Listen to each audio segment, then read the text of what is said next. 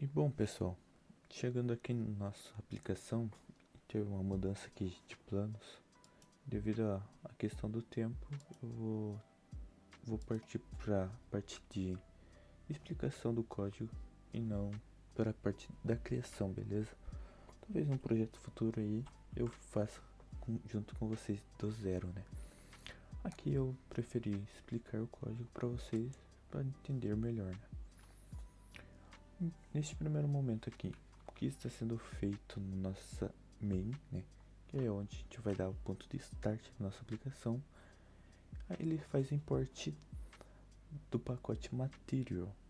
O Material ele fornece os widgets básicos para construir nossa interface no usuário Flutter, beleza?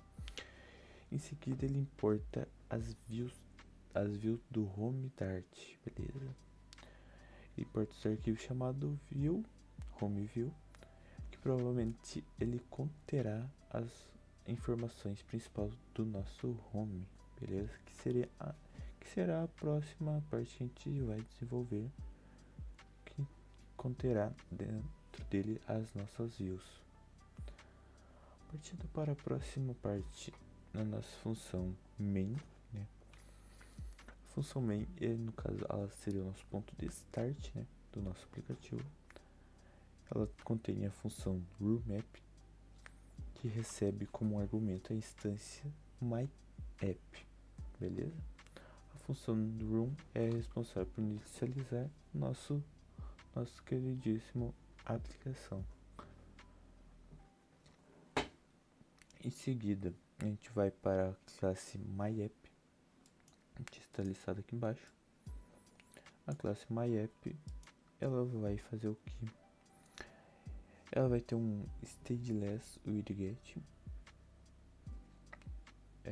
Então, ela tem um extend, né, para o stateless, indicando que a interface do usuário é construída por uma classe que não vai mudar ao longo do tempo. Em seguida, ela faz o nosso build, que é sobrescrito e é responsável por construir o widget da árvore de interface para o nosso usuário. Em seguida, a gente vai ter o nosso build e a função Material App, beleza? Ela é usada para criar a aplicação principal do nosso Flutter. Parâmetro title, ele vai definir nosso título para nossa barra. O nosso parâmetro tema define a cor, a cor primária para nossa aplicação, né? Neste caso aqui a gente está usando a cor azul. E em seguida a gente vai para o nosso home view, que nosso home view define qual tela inicial será exibida, né?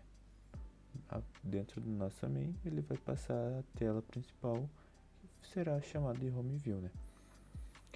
No caso, ela vai conter a construção principal do nosso planejador financeiro, beleza, pessoal? E bom, pessoal, dando sequência aqui, nós temos nosso home view. O que está sendo feito no nosso home view? Então, na primeira parte que a gente está fazendo a importação, né? A gente vai importar algumas bibliotecas necessárias. No caso, nessa primeira linha a gente define a transação, né? Qual a transação que a gente está buscando, que é, no caso, a gente vai buscar dessa transaction view model, que futuramente que eu vou estar mostrando também, né, para vocês. E os pacotes, né? O pacote material que fornece os widgets, né, para nós construir nossa interface. O pacote provider que vai percorrer, né, o gerenciamento de estado.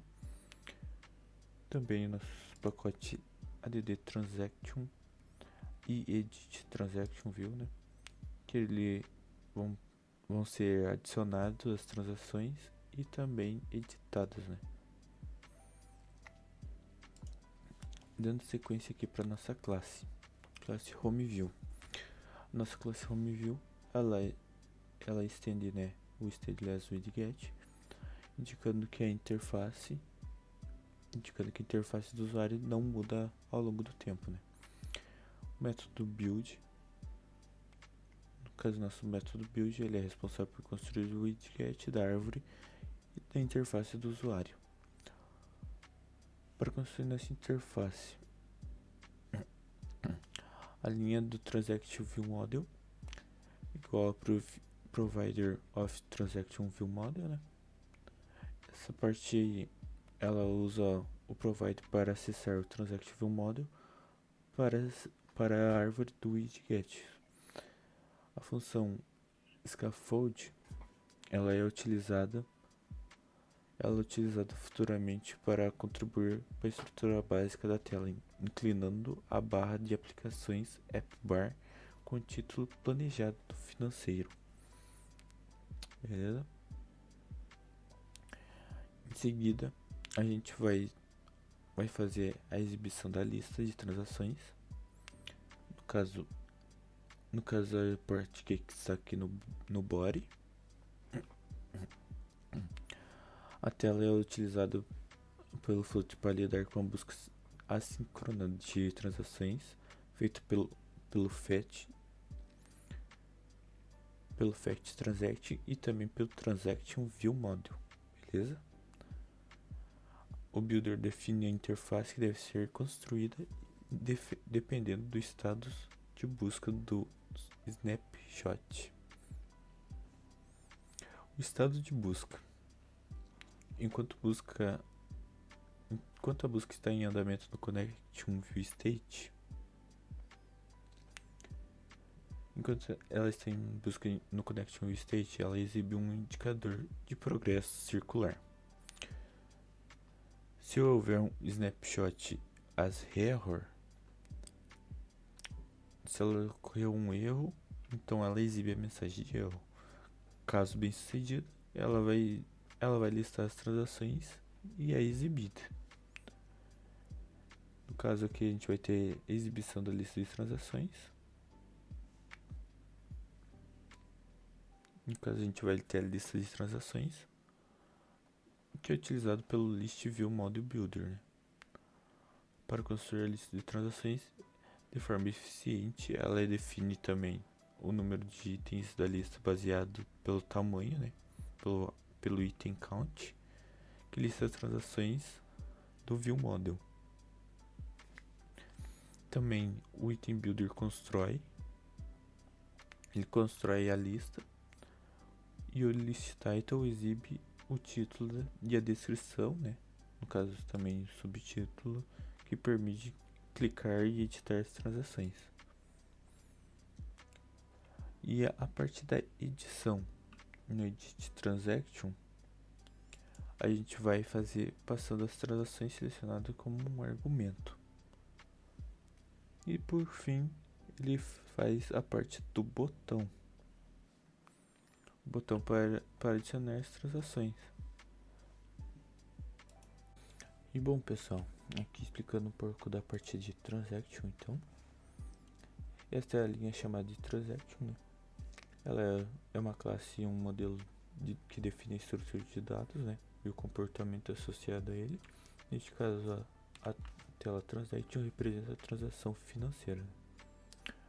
A propriedade Final, ela vai passar, né, algumas transações.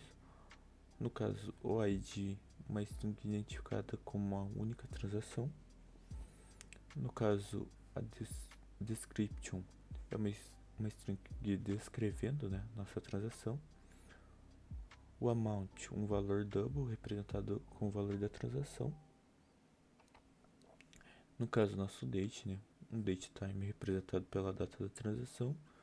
A categoria, representando a categoria da nossa transação, né? A construção. A partir da nossa construção é um método associado especial responsável por criar uma nova instância. A instância e suas propriedades. Note que todas as propriedades são marcadas como um required. O required é indicado que eles são obrigados e devem ser fornecidos quando criada uma nova transação. conversão para JSON, né? No caso, no nosso map, né? Ele converte tudo para JSON. Esse método permite converter a transação, né, para o formato e de volta a transação para JSON. O formato JSON é uma forma textual representada dos dados estruturados que o último para armazenar e transmitir entre diferentes sistemas. E aqui embaixo a gente tem a nossa transação, né? No caso que ele transforma para JSON de volta. E bom, pessoal, aqui a gente está na parte do Firebase Service, né? Resolvi explicar essa parte aqui rapidamente aqui, né, para vocês. Após a gente organizar nosso código, né, utilizando lá o JSON, a gente vai entrar nessa parte aqui, né? A gente configura o nosso servidor. No caso, o Dart Convert, ele vai converter, né, o nosso objeto em Dart JSON. Nosso pacote, né, de Transaction Dart, né, que vai importar nossas classes. E também o Transaction, né, que foi definido anteriormente.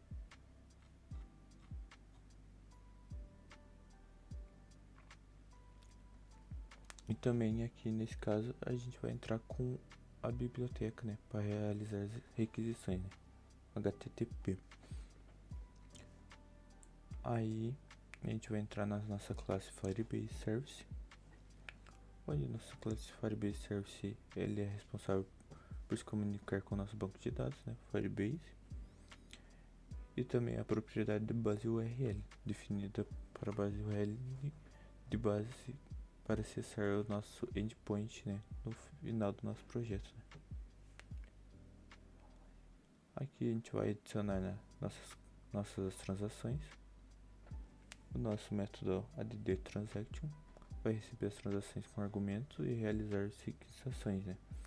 Ele vai construir uma URL para a coleção de transação. Usa a biblioteca HTTP para realizar a requisição, né, HTTP post.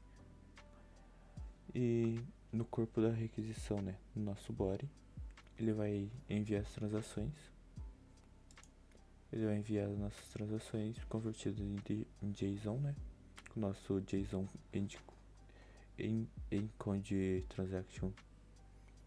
Ele vai fazer a verificação do código e do status da resposta, né, com o nosso response status code, né. Em seguida, se o código for 200, ele dá sucesso. Caso não for, ele vai transmitir a mensagem de falha, né. Ele lança uma exceção como adicionar na nossa transação, né. Depois ele vai fazer a busca da nossa transação com o nosso filter. O método fetchTransaction recupera a lista de transações, né, do nosso Firebase, constrói a URL para a coleção, né, do nosso transaction, usa HTTP GET para realizar uma requisição HTTP GET para a URL, define o cabeçalho, né, com o cat control e no cat para enviar os dados de cat na busca, importados para garantir a atualização dos dados, né. Verifica se o código tem status de resposta. Se o código for igual a 200, então ele vai passar como uma resposta correta para o JSON, que vai converter o elemento em um mapa de instância, né, do transaction usando o transact from JSON. Caso não, ele retorna a lista de transações carregadas. Se o código for diferente de 200, ele lança uma exceção indicada como uma falha ao carregar a transação. E bom, pessoal, aqui nessa parte então a gente tem das constantes, né? A gente só tem a definição das constantes usadas, né, no aplicativo nosso. E aqui é para parte de transações, né? A gente vai ter então a transaction, onde ela vai importar a nossa classe